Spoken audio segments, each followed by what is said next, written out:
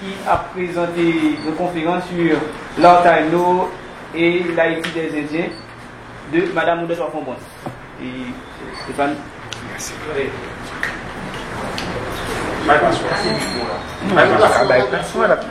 C'est micro, cher ami, pour qui ça?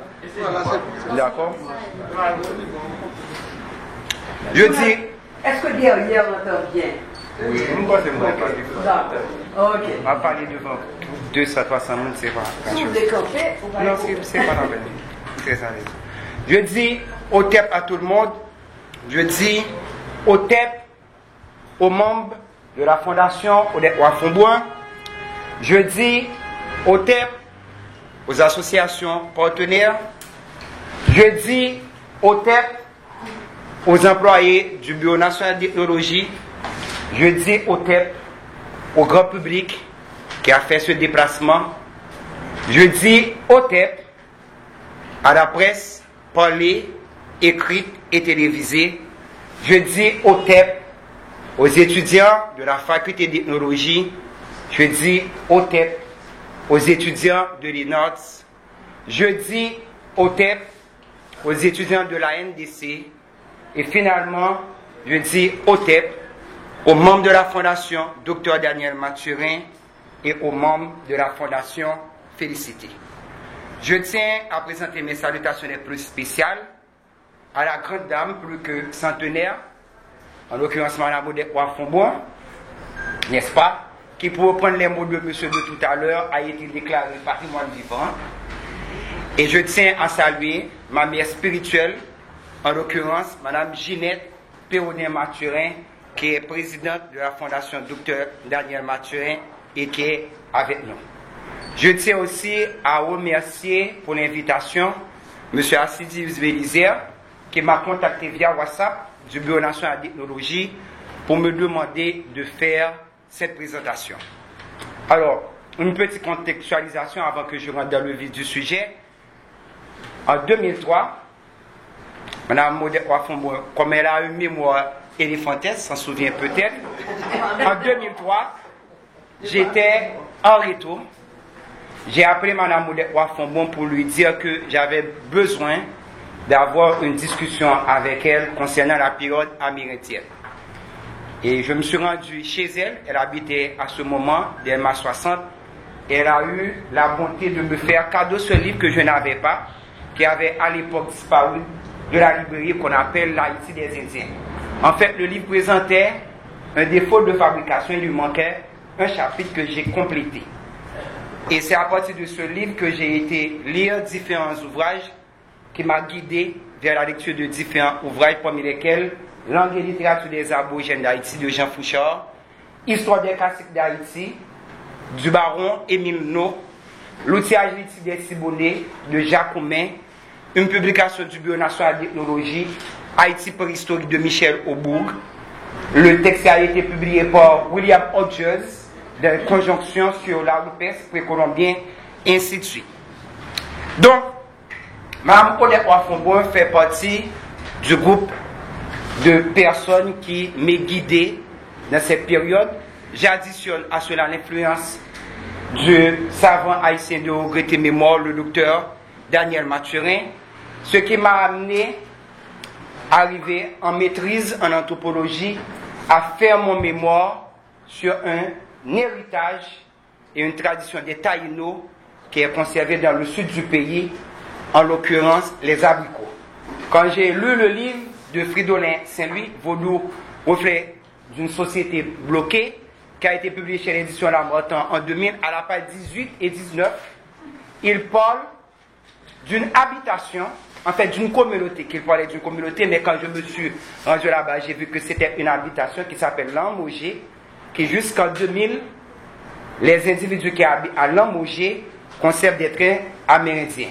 Je me suis rendu en 2015 aux abricots, mais le métissage, dois-je vous dire, est pratiquement complet. Donc j'ai travaillé sur cet héritage et cette tradition amérindienne conservée dans le sud, et je poursuis cette étude initiée en maîtrise jusqu'au doctorat, où j'ai fait un projet de thèse sur le patrimoine immatériel des taïnos et le carnaval aux abricots. Parce que là-bas, il y a 3 groupe de Mardi Gras. Il y a un premier Mardi Gras qu'on appelle le Mardi Gras Congo. C'est pendant mes enquêtes ethnologiques de terrain que je l'ai découvert.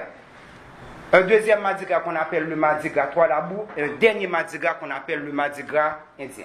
Le Mardi Gras Congo, il fonctionne sur un rite africain. Je ne vais pas vous donner les détails, mais les deux autres Mardi Gras m'ont paru intéressants. Il y a un Mardi Gras qui s'appelle Mardi Gras Toualabou. Que font ces gens?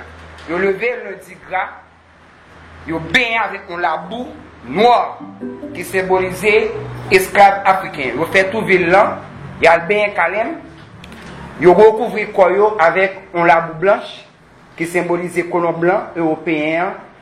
Ils peignent encore et ils finissent journée avec un labou rouge qui symbolisait ancêtre taïno. Parce que vous savez que Abricot a été surnommé le paradis des Indiens. Mais pendant mes enquêtes ethnologiques de terrain, on me conseillait sans cesse de voir le groupe des Mardi Gras indiens. Je me suis rendu à cause à Beyrouth, mais je n'ai pas pu les voir en manifestation parce que mes enquêtes ethnologiques de terrain ont été réalisées pendant les mois de juillet et d'août. Or, le carnaval, c'est en février et c'est en mars.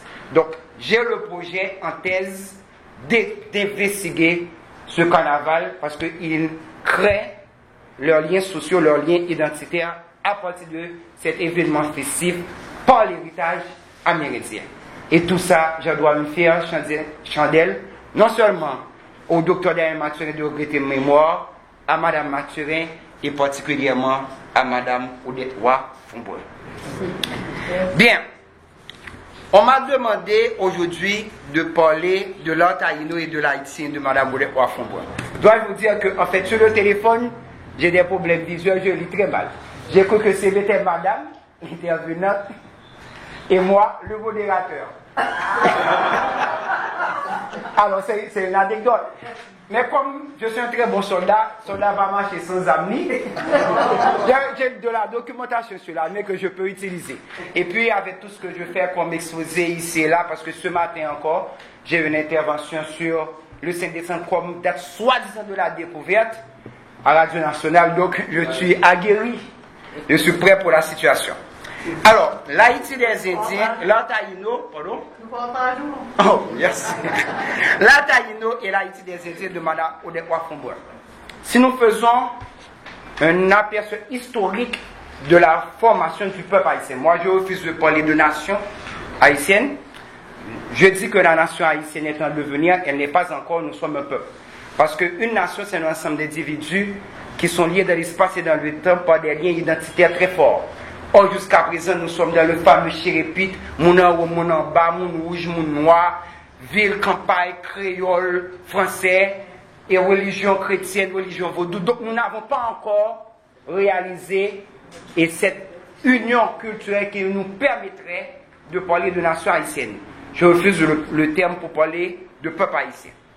Alors, Haïti, Kiskeya, Boyo, pour la période amérindienne, Hispaniola pour la période espagnole, Saint-Domingue pour la période française et Haïti pour la période nationale désignent donc un même pays et renvoient donc par conséquent à des moments différents de l'histoire de ce coin de terre qui a été marqué par la douleur et des luttes épiques.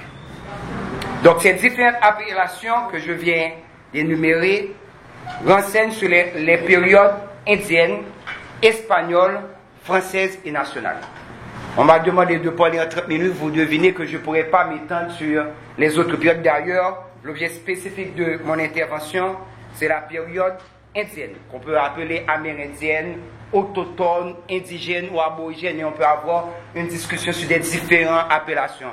Aborigène, aborigines, donc ceux qui étaient là à l'origine, indigènes, indigénia, ceux qui sont nés sur cette terre, amérindiens, bon, on sait que il n'y avait jamais eu des Indiens en Amérique, mais on a voulu quand même avoir des Indiens par rapport aux Indiens de l'Inde.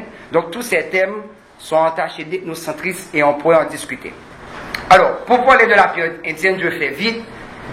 Les Indiens étaient là depuis 2 siècles avant l'arrivée de Christophe Colomb. À la fondation Dr Daniel Mathurin, nous avons eu l'année dernière un séminaire en archéologie. Et l'archéologue qui intervenait, en l'occurrence M. Camille, lui, nous faisait savoir que la présence humaine sur ce morceau de terre remonte à plus de 6000 ans avant Jésus-Christ.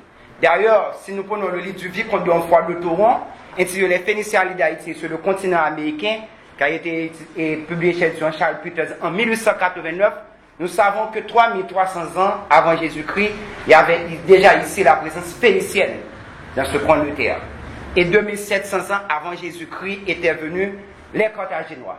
D'ailleurs, les termes d'Haïti, Kiskeya et Boyo, on peut les étudier dans la langue sémitique, selon la philologie qui a été proposée par le vicomte de Honfroy de Toron.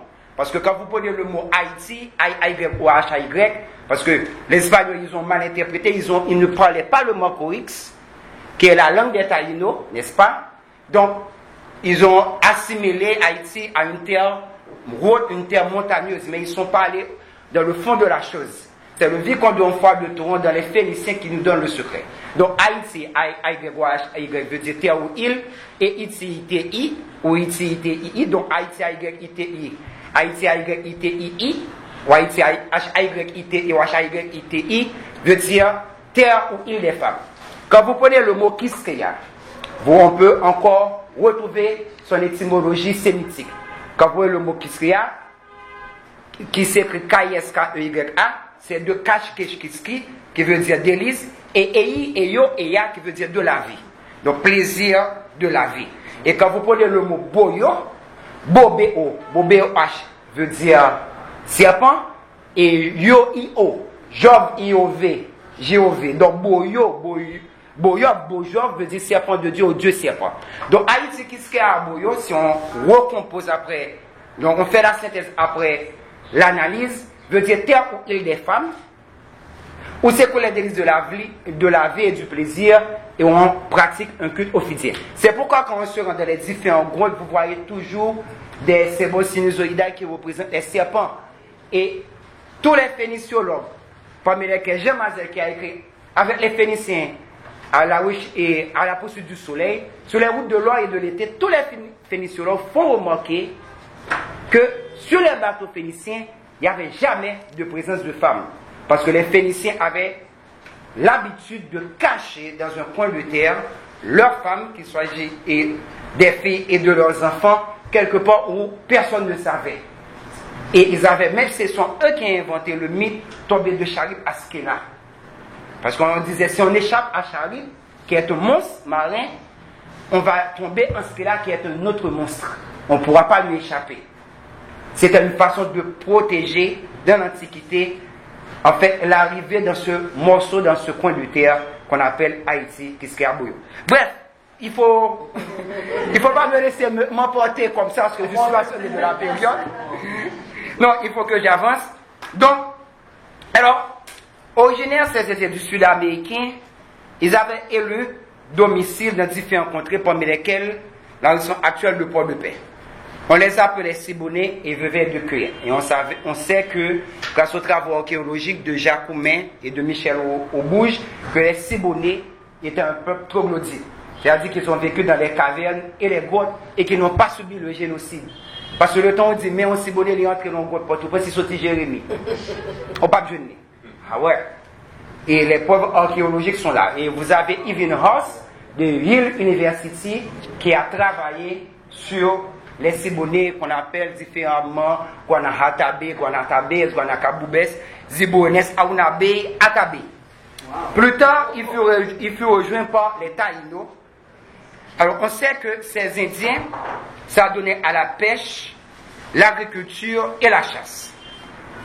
Et le noyau de l'intervention qu'on m'a demandé là, ces Indiens avaient développé.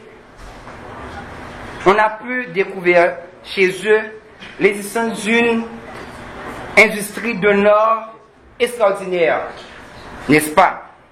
Vous avez le tissage de coton. Vous avez la confection des hamacs. D'ailleurs, le documentaire en a parlé. Vous avez la confection de pain. Et on l'a vu encore dans le documentaire. Vous avez la fabrication de poterie, de haches, de ciseaux et de pirogues. Donc tout cela montre un art extraordinairement riche.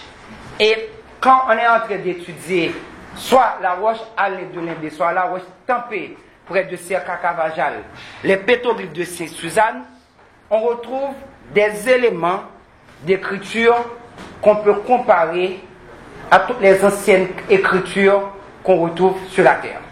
Donc c'était un art extrêmement riche que ces peuples ont développé, qu'on retrouve sur leur poterie, qu'on retrouve dans les pétroglyphes, qu'on retrouve, pétroglyphes, c'est-à-dire les roches gravées, qu'on retrouve dans les grottes. Et Madame Wafombo à un moment, certains moments, à 2008, a créé, parce que ce que j'ai pu constater, je me suis rendu à la grotte de Marie-Jeanne. Je vous donne un témoignage qui est à pas trop longtemps. Ils ont commencé de plus en plus à graver écriture indienne qui est dans la grotte pour mettre graffiti. C'est-à-dire, alors, il y a Jean Fouchard dans la littérature des aborigènes d'Haïti qui est en train de nous dire qu'on ne peut pas dire que ces peuples n'avaient pas un système d'écriture parce qu'ils ont laissé un système d'écriture qui n'a jamais été investigué en paléographie. Et cette écriture est en train de disparaître sans qu'on ait fait l'investigation. Bon, on sait que l'État haïtien, c'est un État ethnocidaire, il ne s'occupe pas, et ça, c'est le cadet de leurs soucis. C'est le cadet de leurs soucis. Donc, contrairement à la vie de certains historiens, d'accord, les Espagnols n'ont pas débarqué sur une île sauvage. D'ailleurs, moi, je me questionne même sur ces différentes appellations, les termes de barbare, de sauvage, de primitif et de pauge. On sait que barbare pouvait dire barbaros, ce qui veut dire étranger. Donc, le barbare pour le romain, c'est l'autre, c'est l'étranger. C'est pas un citoyen romain. Le terme de sauvage provient du latin silva, silvae, silvaticus, ce qui veut dire forêt. Et en anthropologie, on reconnaît les civilisations par rapport aux civilisations. Il y a des civilisations. Sivatitatis, c'est la ville. Donc, nous avons développé notre mode de vie de la ville. Bon, petit temps, par rapport à la civilisation SYLVI, qui a développé le mode de vie dans les forêts.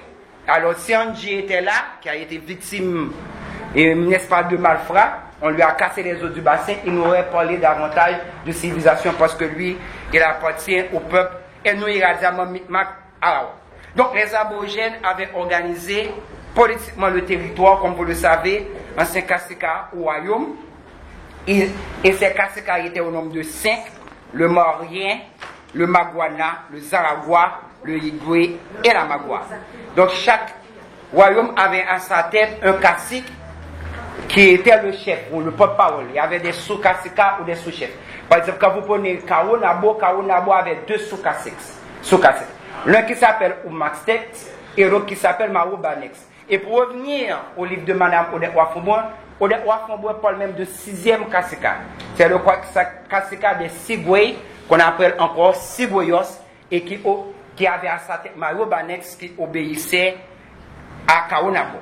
Donc, les Indiens n'étaient pas des sauvages ou des barbares. Parce que quand Christophe Colomb est venu, il a dénombré 213 villages. Ce qui donne 213 sites archéologiques sur toute l'île. Des villes qui sont classées à angle droit, des vestiges de systèmes d'irrigation et même des embryons de pyramides. Ce qui revient à dire, malheureusement, on ne peut pas parler de cette histoire. Mais j'ai envie, j'espère avec votre complicité que je peux utiliser cette fameuse conjonction de subordination si. Si les Espagnols n'avaient pas mis les pays ici, on aurait eu une civilisation qui allait atteindre la même grandeur que celle des Mayas, des Aztèques et des Incas. C'est une civilisation embryonnaire en pleine expansion qui a été détruite ici. Et pour s'en convaincre, mon avant-dernier propos, il suffit de lire ce témoignage de Bartolomeo de las Casas, pas de l'Onfre, Bartolomeo de las Casas, qui dit: il ne connaissait ni l'ambition, ni l'orgueil, ni blasphème, ni d'autres vices dont ils ignorent jusqu'au nom. Et pouvons nous flatter sur eux d'aucun avantage que d'une certaine supériorité de génie remplacée en eux par beaucoup de douceur, de droiture et de simplicité naturelle. On est fiers de cette simplicité qu'ils ne sont pas capables de se conduire.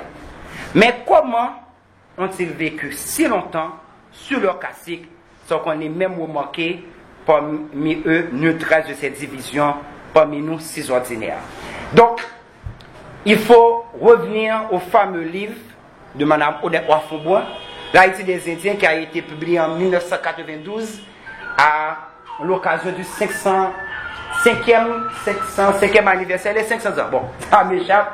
Je ne suis pas trop fortif en chiffres et de la découverte, soi-disant, parce que par contre, si Haïti était une couverture et puis découvrir.